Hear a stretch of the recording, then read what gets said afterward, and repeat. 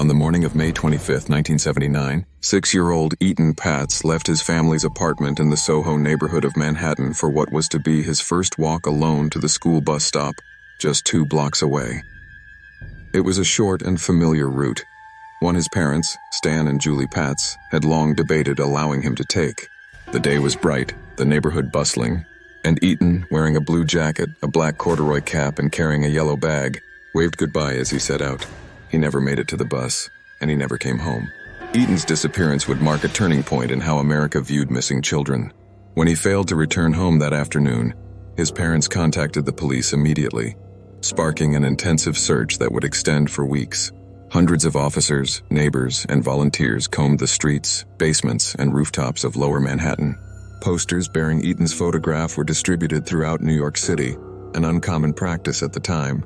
The haunting image of the smiling blonde-haired boy quickly became a symbol of parental fear and societal vulnerability. Despite the massive effort, no trace of Etan was found.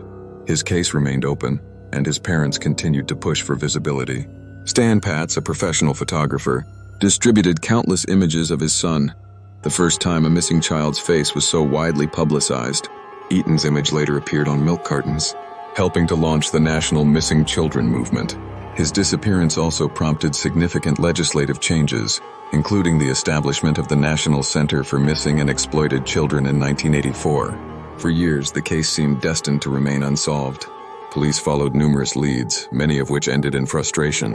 In 1983, on the 4th anniversary of Etan's disappearance, President Ronald Reagan declared May 25th as National Missing Children's Day in his memory. Yet Etan's whereabouts, and what had happened to him, remained a mystery. Then, decades later, a break came. In 2001, investigators focused on a man named Jose Ramos, a convicted child molester who had once dated a woman hired by the Patz family. Ramos was long considered the prime suspect after he admitted to having been with a boy who resembled Etan on the day of the disappearance. However, there was no physical evidence linking him to the crime, and he was never charged. In 2012, another suspect emerged, Pedro Hernandez, a former bodega worker in the neighborhood where Etan vanished.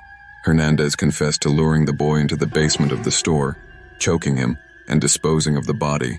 Although his confession raised questions due to his history of mental illness, prosecutors pursued the case.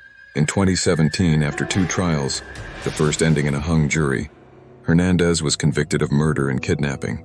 Etan Patz's remains were never found.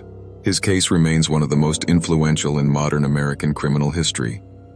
A story that transformed how the nation searches for missing children, remembers the lost, and defines the limits of trust in the ordinary routines of daily life. Thanks for watching, and see you in the next video.